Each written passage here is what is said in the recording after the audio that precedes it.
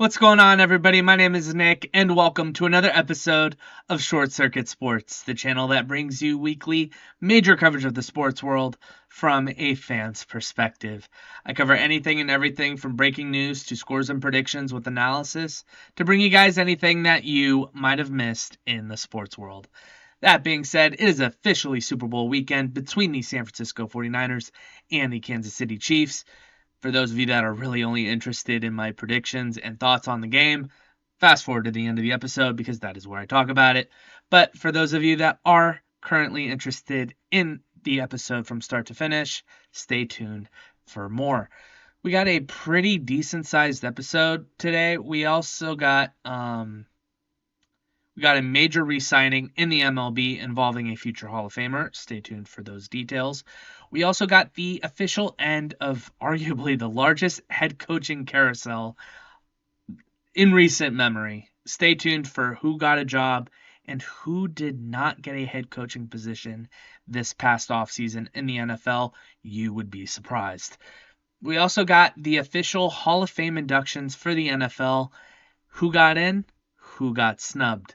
That I will have for you at the very end of this episode, right before the Super Bowl predictions.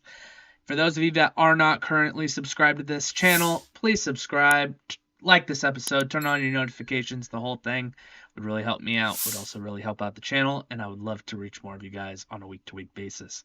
So, with that being said, stay plugged in, stay charged up, and let's get into it.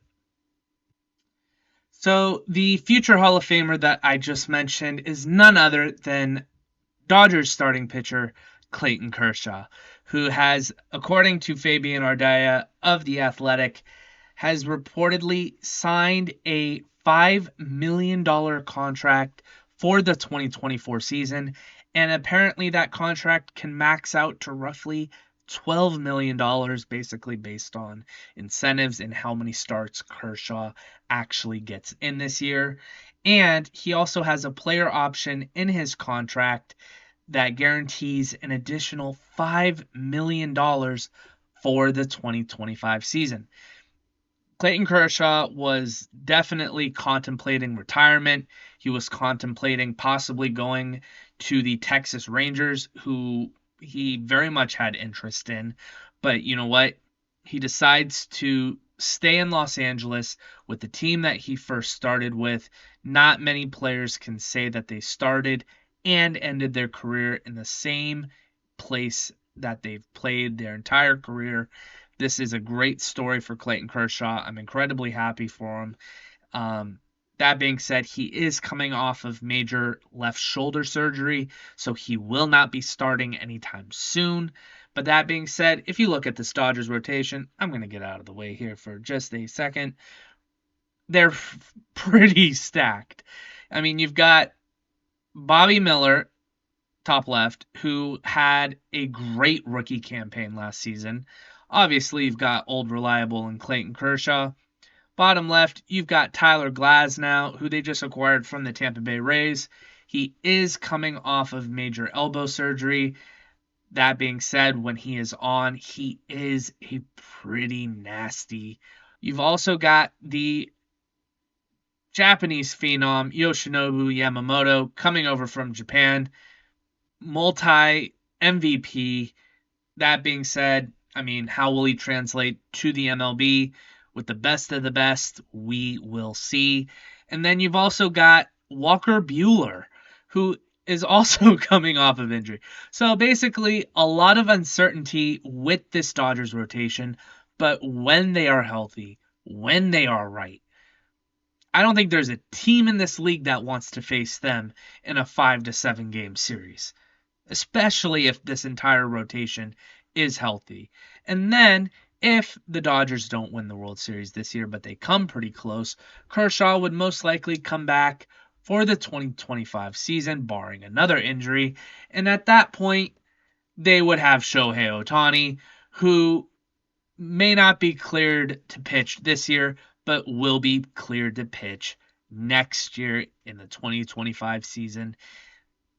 This is a good problem to have. Too many good starters. I mean, Otani, Kershaw, Yamamoto, Bueller, Glasnow, and then possibly having Bobby Miller coming out of the bullpen. That is that is a really good problem to have if you're the Los Angeles Dodgers.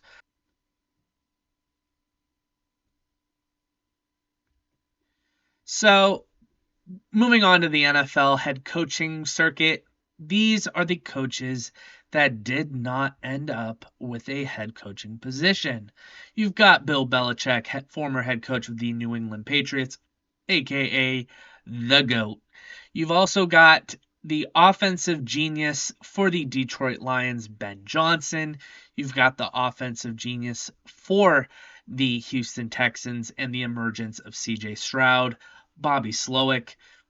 Top right, you've got Mike Vrabel, former head coach of the Tennessee Titans, very experienced. And you've now got the new offensive coordinator for the Philadelphia Eagles, Kellen Moore. I am very surprised that there were no openings for any of these guys. I certainly thought Belichick was going to go somewhere. I mean, he's at the tail end of his coaching career. I would think that there would be a team out there that would love nothing more than to get the last years of Belichick. And Mike Vrabel's at the top of his game. I mean, he brought Tennessee into relevance. I'm very surprised to see him still in this list. Ben Johnson reportedly was in the mix for the Washington Commanders job, but reportedly told Washington ownership, I am no longer interested, while Washington's representatives were on their way to go see him. So, very interesting look for Ben Johnson, but he elects to stay on Dan Campbell's staff and run it back with the Detroit Lions. Not a bad decision to make there. And I'm very surprised that there wasn't a team with a young quarterback that wouldn't want Bobby Slowick on their staff. I mean, you've seen what CJ Stroud did in his rookie year, and Slowick had a major impact with that. I'm very surprised to see him still in this list as well. The final two head coaching openings that just got filled up were the Seattle Seahawks signing the former defensive coordinator for the Baltimore Ravens, Mike Macdonald. He officially led a top ranking defense in the National Football League, a top 6 finish in total defense, and the number 1 ranking in scoring defense. So they go from a defensive minded head coach in Pete Carroll, and they get another defensive minded head coach in Mike Macdonald, who is significantly younger than Pete Carroll. So they not only get the bright defensive genius of today's game, but they also get an up and coming, brand new young head coach for this very young football team. Not a bad hire here. And then, as I mentioned before, the Washington Commanders had a chance at Ben Johnson, and then Ben Johnson decided to back out. So then Washington decided, you know what, we're keeping it within the division. They go out and they sign Dallas defensive coordinator Dan Quinn. So when it comes to Dan Quinn, I don't have really any bad thoughts of him as a head coach. I mean, he's made a Super Bowl. He made it with the Atlanta Falcons. Granted, yes, the whole 28-3 thing with the New England Patriots and giving up that ridiculous lead. Dan Quinn, out of everyone on this list, he has head coaching experience. He's made a Super Bowl. He's had postseason success, and players love to play for him. So I think that Washington, I mean, do I think they could have gone out and gotten a Mike Vrabel? Yes, I think Vrabel would have been the better hire, but they certainly could have done worse, and Dan Quinn brings a lot of experience to the table that Washington desperately needs right now. So I think they get a good leader in Dan Quinn. How that will translate to winning on the field remains to be seen. Moving on to the Hall of Fame inductions, starting from top left to right. Top left, we got Julius Peppers, former defensive lineman for the Carolina Panthers and the Chicago Bears and the Green Bay Packers. Basically made a living in the NFC North and absolutely crushed quarterbacks. Had 159.5 sacks, and that is good for fourth on the official list.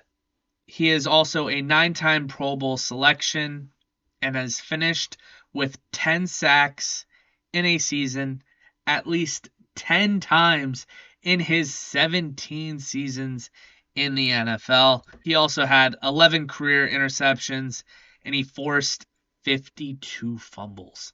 So one of the best defensive linemen of all time. No complaints here. Julius Peppers belongs in the Hall of Fame. Bottom left, you've got Patrick Willis, one of the best linebackers of all time. He did have a short career, but he was a 7-time Pro Bowl selection in 8 seasons, and in those 8 seasons was a 5-time first team All-Pro. So when he played, he was the best. And you know what?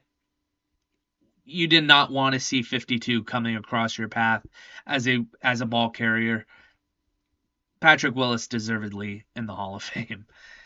Moving on to the middle, you've got Dwight Freeney, former Indianapolis Colt, and I believe he was a San Diego Charger for like 5 minutes.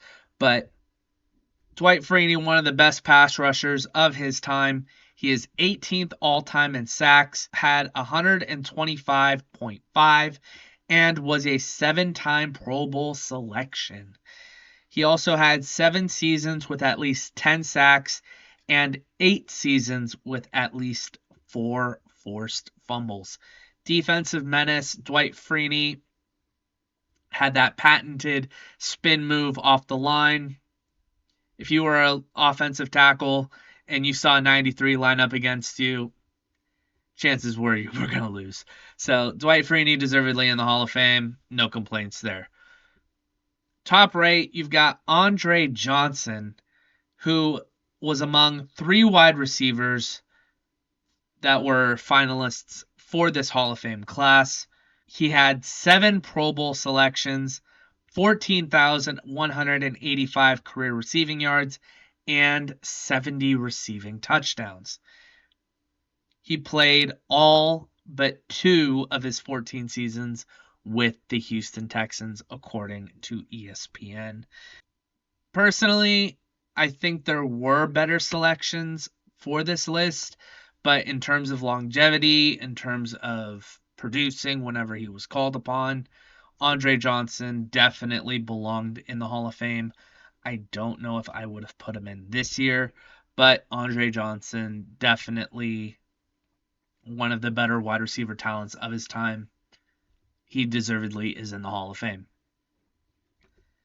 And then last but certainly not least, you've got the best return man of all time, Devin Hester.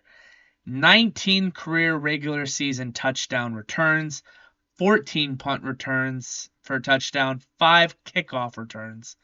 His 19 career regular season touchdown returns are an NFL record, and he's most notably known for returning a Super Bowl opening kickoff back for a touchdown when the Bears faced off against the Indianapolis Colts in the Super Bowl. Granted, the Bears lost that one, but nobody can forget that electric return. He is on a very, very small list of players that were selected to 2 all-decade teams in his career, and he was chosen as one of the returners for the NFL's All-Century team as part of the league's 100th anniversary, also according to ESPN.com. So, do I think Devin Hester belongs in the Hall of Fame? Absolutely. He's the greatest returner of all time, and when you're the best at your position, I don't care how useful or not you were. I mean, yes, as a receiver, he wasn't that great. But as a returner, he's the best. I mean, the only person you can really compare him to is Deion Sanders. So, Devin Hester deserves to be in the Hall of Fame. That being said, I thought that this guy, Antonio Gates of the former San Diego Chargers, and now I think he only played like one season as a Los Angeles Charger. Antonio Gates was snubbed from making this list. Granted, it was his first time on the ballot, but Antonio Gates is a top 5 greatest tight end of all time. I mean, he holds the record for most touchdown passes caught by a tight end. He owns, I think, because of Keenan Allen, he owns the majority of the Charger receiving records. Antonio Gates deserved to be a first ballot Hall of Famer, and in my opinion, he got snubbed. I don't know what the Hall of Fame committee was looking at. He helped revolutionize the position as a position more than blocking.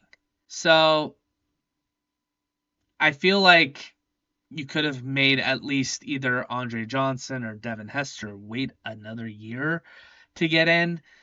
To me, Antonio Gates was snubbed off this list, and he deserved to be a first ballot Hall of Famer, and he was not.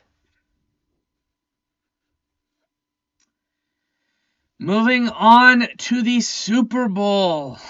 I have a chance to get 50 correct picks in this season, or I could fall to 49 and 30. A lot on the line for me. This is Kansas City's 4th Super Bowl appearance in 5 years. They are also the defending champions. And the Chiefs were also the team to beat the 49ers the last time the Niners were in the Super Bowl, when the Chiefs beat them 31-20. Now, when it comes to my pick for this game, I have the Niners winning this one by 1. This game could really go either way. And this is what I'm going to say. So, when it comes down to it, I don't believe for a second that Brock Purdy is nothing more than a system quarterback, game manager, no talent quarterback that all of these analysts would have you believe. When it comes down to it, Brock Purdy does what Kyle Shanahan needs him to do, and that is not turn the ball over, throw the ball efficiently, find the open man, and don't miss. And Brock Purdy's been doing that better than any quarterback these last 2 years. To me, that screams efficient quarterback. This is a guy you can win with. I don't care if you are a round 1 first overall pick guy or Mr. Irrelevant, late 7th round. If you can play, you can play. And Brock Purdy has shown that he can play. I am done listening to these analysts about, he's not that talented. I don't care. He's still in the Super Bowl. The Niners are where they are because of Brock Purdy, and he deserves his flowers. That being said, Patrick Mahomes with Andy Reid is almost an unbeatable combination. Couple that with the fact that they've gotten literally every media break this past season. You've got the whole Taylor Swift dilemma that's been going on. You've got all of the commercials that Travis Kelce and Patrick Mahomes have been in. I mean, they are the NFL's darling right now. And do I think that the NFL wants the Chiefs to win the Super Bowl? I'm not going to say no.